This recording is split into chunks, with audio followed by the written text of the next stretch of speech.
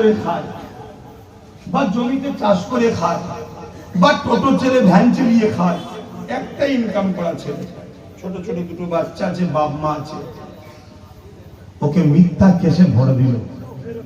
বলো এই পরিবারটা কি হচ্ছে? বলো, ও তো জেলে গেল, ছোট্ট বাচ্চাটা খেতেও পেল না, শিক্ষাও পেল না। বড় হওয়ার পরে এই ছেলেটা সভ্যতা কি জিনিস, মানবতা কি জিনিস, প্রেম কি জিনিস পেল না।